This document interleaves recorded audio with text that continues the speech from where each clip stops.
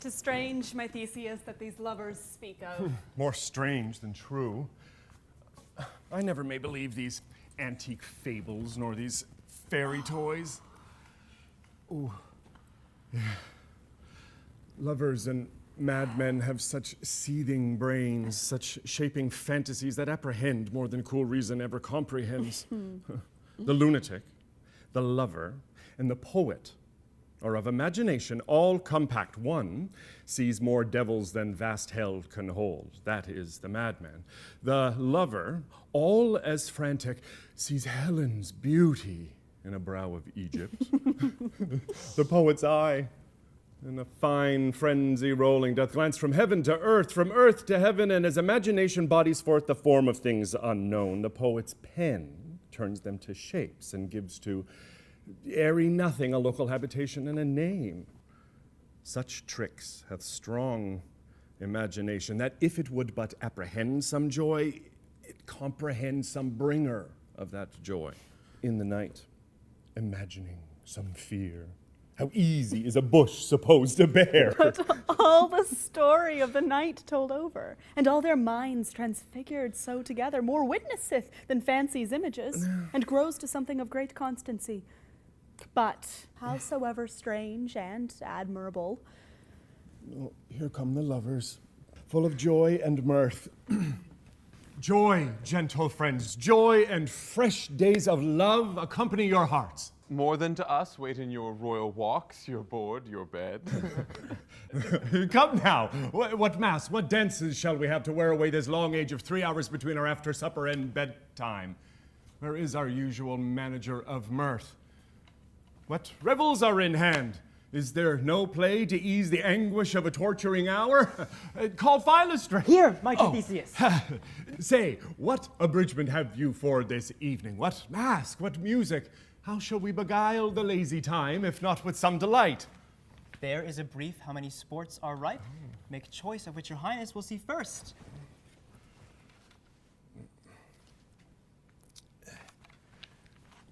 The battle with the centaurs to be sung by an Athenian eunuch to the harp. Well, none of that. That have I told, my love, in glory of my kinsman Hercules.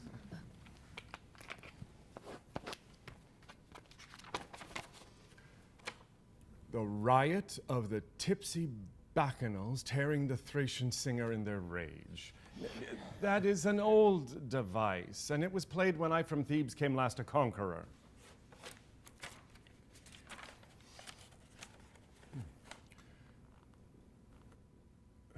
The thrice three muses mourning for the death of learning late deceased in beggary.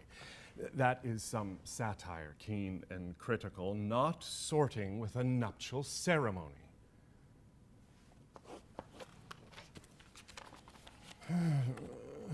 A tedious brief scene of young Pyramus and his love Thisbe, very tragical mirth. Merry and tragical. Tedious and brief. That is hot ice and a wondrous strange snow. How shall we find the concord of this discord? A play there is, my lord, some 10 words long, which is as brief as I have known a play. But by 10 words, my lord, it is too long, which makes it tedious. For in all the play there is not one word apt, one player fitted, and tragical, my noble lord, it is.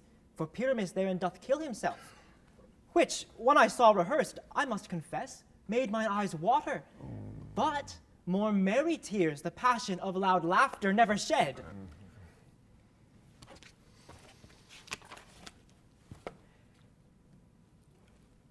What are they that do play it? Hard-handed men that work in Athens here, which never labored in their minds till now, and now have toiled their unbreathed memories with this same play against your nuptial. And we will hear it. No! My noble lord, it is not for you. I have heard it over, and it is nothing. Nothing in the world. Unless you can find sport in their intents, extremely stretched and conned with cruel pain to do you service. I will hear that play. For never anything can be amiss when simpleness and duty tender it. Go, bring them in, and take your places, ladies. I love not to see wretchedness o'ercharged, and duty in his service perishing. Why, gentle sweet, you shall see no such thing. He says they can do nothing in this kind. The kind are we to give them thanks for nothing. Our sport shall be to take what they mistake, and what poor duty cannot do, noble respect takes it in might, not merit. Where I have come, great clerks have purposed to greet me with premeditated welcomes, where I have seen them shiver and look pale, make periods in the midst of sentences, throttle their practiced accent in their fears, and in conclusion, dumbly have broke off, not paying me a welcome. Trust me, sweet, out of this silence, yet I picked a welcome, and in the modesty of fearful duty, I read as much as from the rattling tongue of saucy and audacious eloquence. Love, therefore, and tongue-tied simplicity, and least speak most to my capacity. So please your grace, the prologue is addressed. Let him approach.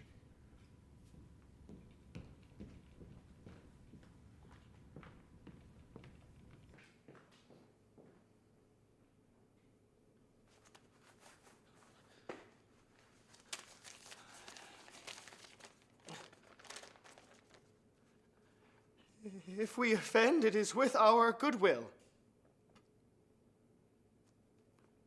That you should think we come not to offend, but with goodwill. To show our simple skill, that is the true beginning of our end.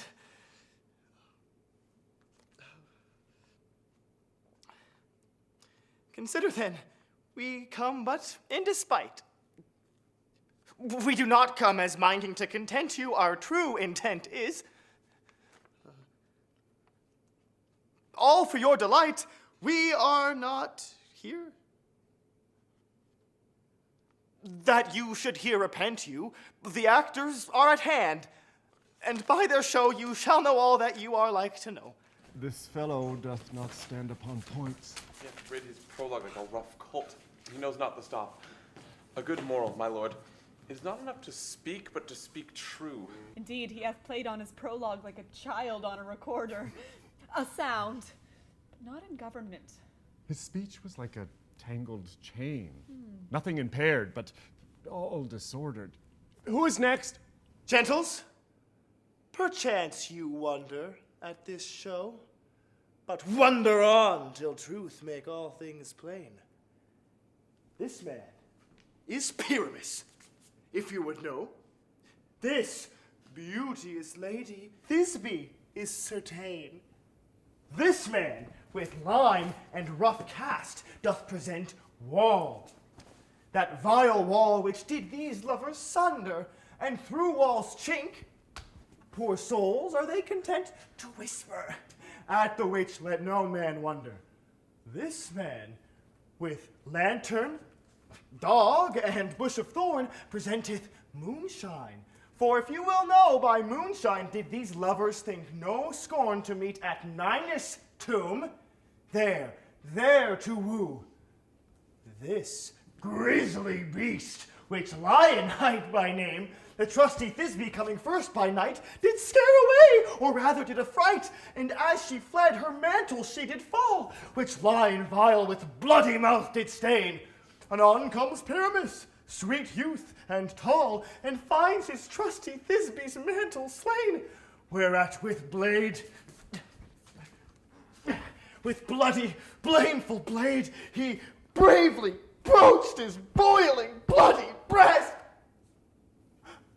And Thisbe, tarrying in mulberry shade, his dagger drew and died.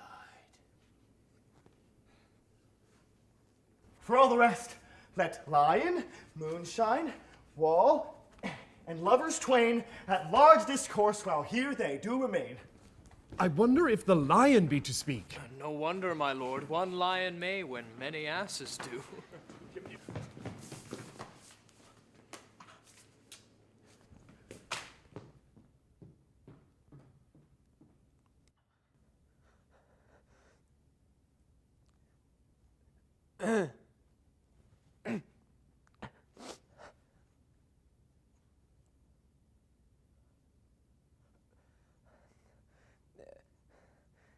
In this same interlude, it doth befall that I, one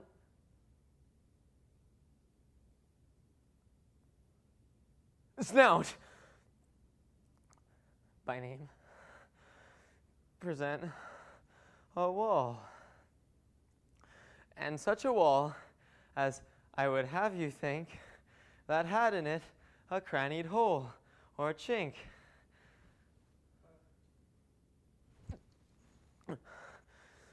through which the fearful lovers, Pyramus and Thisbe, did whisper, often very secretly.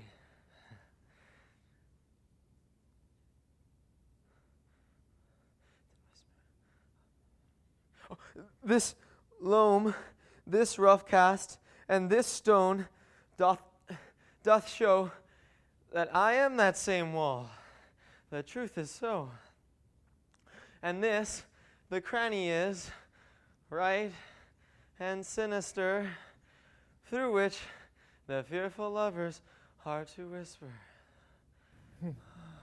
Would you desire lime and hair to speak better? It is the wittiest partition that ever I heard discourse, my lord. Pyramus draws near the wall. Silence. O grim-looked night, O night with hue so black, O night, whichever art when day is not, O night, alack, alack, alack, I fear my Thisbe's promise is forgot, and thou, O wall, O sweet, O lovely wall, that stands between her father's ground and mine, thou wall, O sweet and lovely wall, show me thy chink to blink through with mine eyne. Thanks, courteous wall. Jove shield thee well for this. But what see I? No Thisbe do I see. O wicked wall, through whom I see no bliss. Cursed be thy stones for thus deceiving me. The wall, methinks being sensible, should curse again. No, in truth, sir, he should not. Deceiving me is Thisbe's cue. She is to enter now, and I am to spy her through the wall. You shall see, it will fall pat as I told you. Oh, yonder, she comes.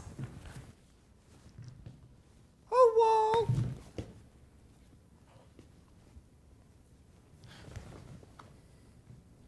Full often hast thou heard my moans, for parting my fair Pyramus and me. My cherry lips have often kissed thy stones.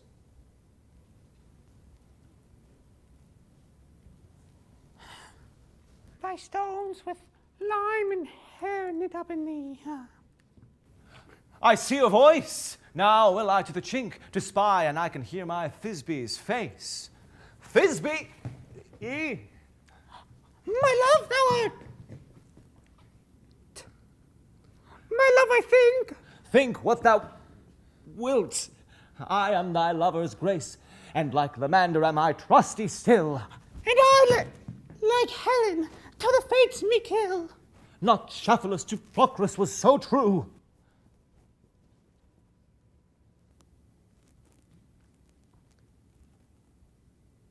As shiftless to Procrus, I to you. Oh, kiss me through the hole of this vile wall. I kiss the wall's hole, not your lips at all. Wilt thou at Ninny's tomb meet me straightway? Tide life, tide death, I come without delay.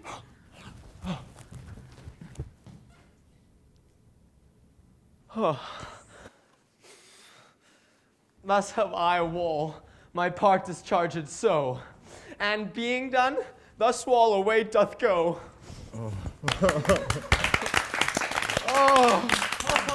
Now is the mural down between the two neighbors. No remedy, my lord, when walls are so willful to hear without warning. This is the silliest stuff that ever I heard. The best in this kind are but shadows, and the worst are no worse if imagination amend them. Must be your imagination then, and not theirs. If we imagine no worse of them than they of themselves, they may pass for excellent men. Here come two noble beasts in, a man and a lion.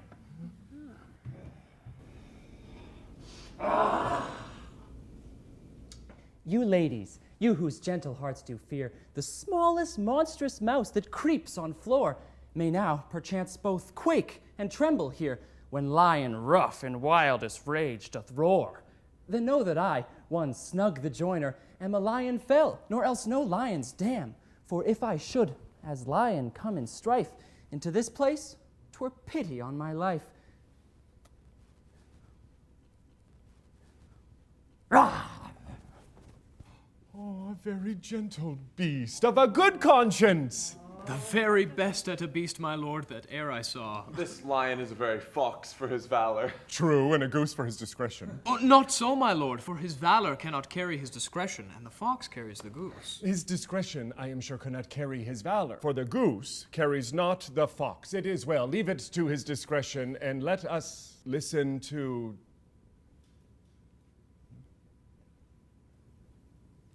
the moon? This lantern doth the horned moon present. He should have worn the horns on his head. He is no crescent, and his horns are invisible within the circumference. This lantern doth the horned moon present. Myself, the man in the moon, do seem to be. This is the greatest error of all the rest. The man should be put into the lantern. How is else the man in the moon? He dares not come there for the candle, for you see it is already in snuff. I am aweary of this moon. Would he would change. It appears by his small light of discretion that he is in the wane.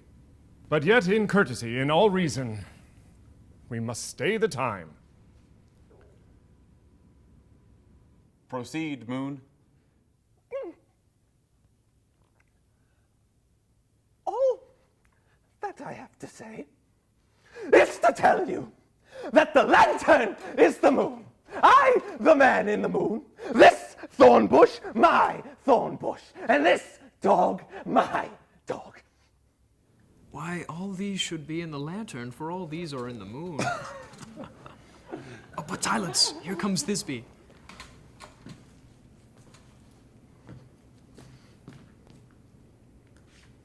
This is a...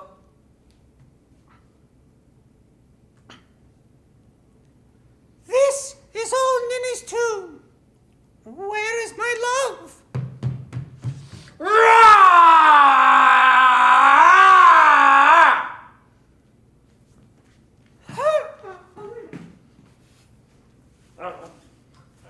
Well roared, lion. Well run, Thisbe. Well shone, moon. Truly the moon shines with a good grace.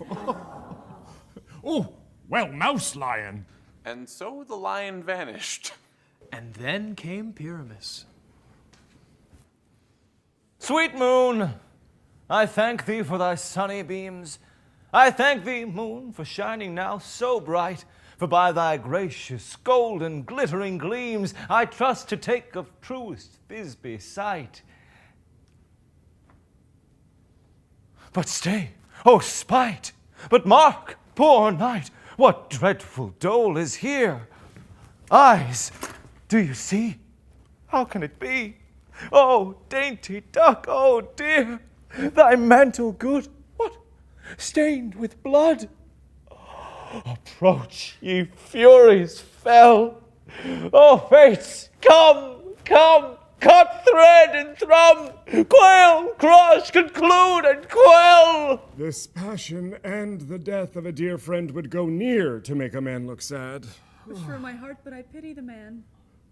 Oh, wherefore, nature, didst thou lion's frame, since lion vile hath here deflowered my dear, which is, no, which was the fairest dame that lived, that loved, that liked, that looked with cheer. Come, tears, confound. Out, sword, and wound the pap of Pyramus. Aye, that left pap where heart doth hop.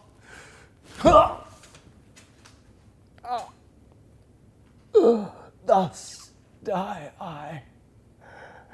Thus!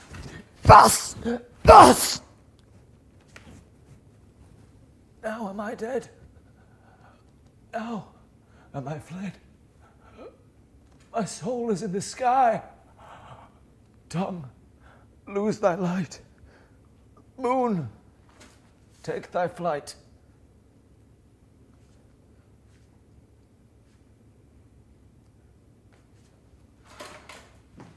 Oh, now die, die, die, die, die.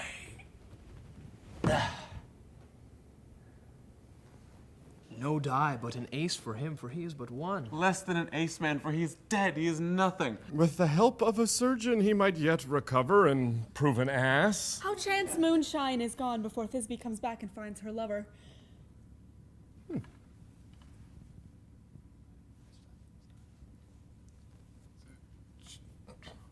She will find him by starlight. Ooh, here she comes, and her passion ends the play. Methinks she should not use a long one for such a Pyramus. I hope she will be brief. A mote will turn the balance. Which Pyramus, which Thisbe is the better? He for a man, God warrant us. She for a woman, God bless us. She hath spied him already with those sweet eyes. Thus she means videlicet. Asleep, my love. What? Dead, my dove? No, Pyramus, arise. Speak, speak! Quite dumb. Dead? Dead! A tomb must cover thy sweet eyes. These lily lips, this cherry nose, these yellow cowslip cheeks are gone. Are gone. Lovers make moan! His eyes were green as leeks. Oh, sisters three, come! Come to me with hands as pale as milk.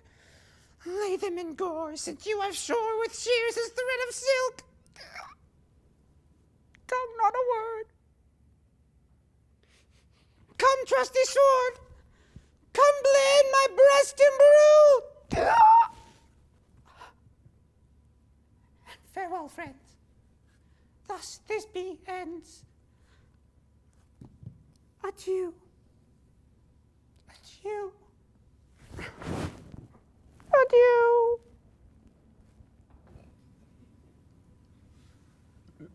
Moonshine and Lion are left to bury the dead. I and Wall too. No, I assure you. The wall is down that parted their fathers. Will it please you to see the epilogue, or to hear a bergamasque dance between two of our company? No epilogue, I pray you. For your play needs no excuse. Never excuse. For when the players are all dead, there needs none to be blamed. Mary, if he that writ it had played Pyramus and hanged himself in Thisbe's garter, it would have been a fine tragedy. And so it is. Truly. Very notably discharged. But come, your bergamasque, let your epilogue alone.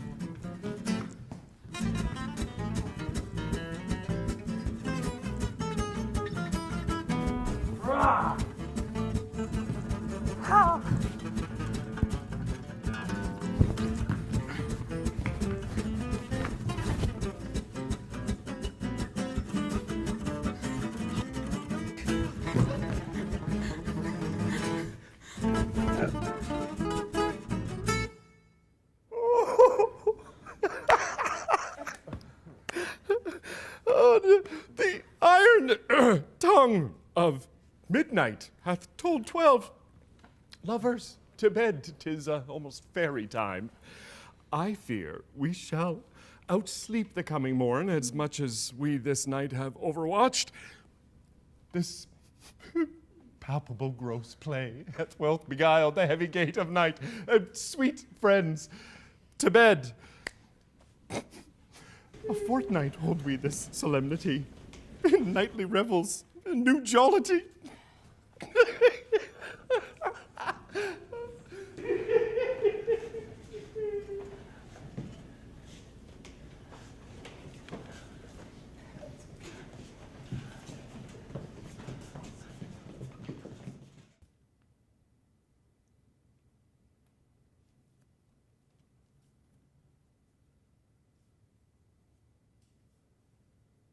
Now the hungry lion roars, and the wolf behowls the moon, whilst the heavy ploughman snores.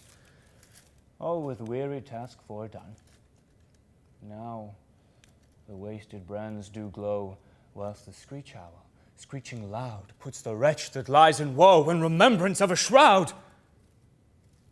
Now it is the time of night that the graves, all gaping wide, every one lets forth his sprite in the churchway paths to glide.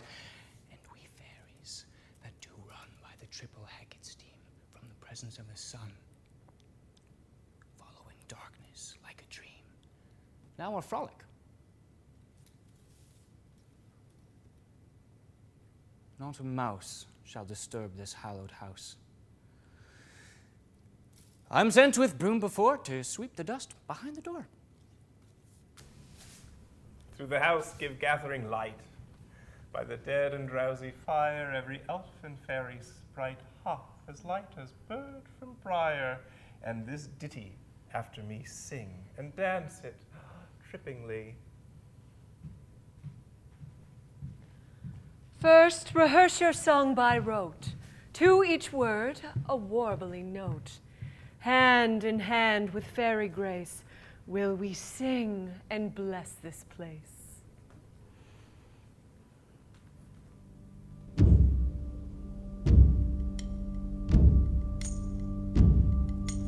All dear nature's children sweet, life for bride and bridegroom's feet.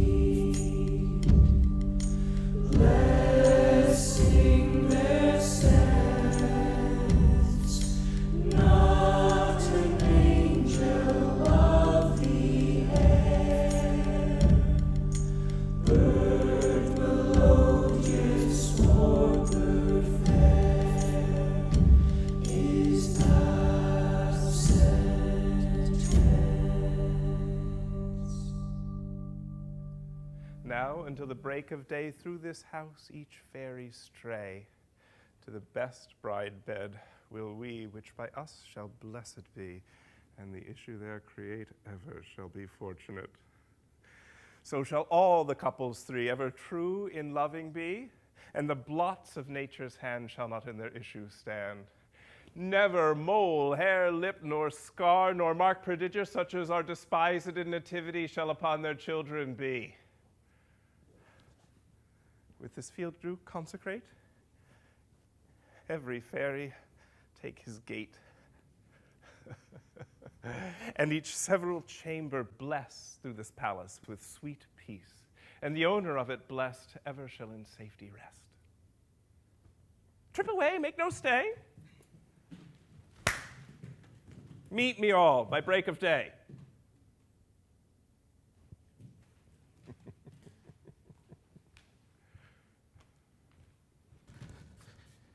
If we shadows have offended, think but this, and all is mended, that you have but slumbered here while these visions did appear, and this weak and idle theme, no more yielding but a dream, gentles, do not reprehend.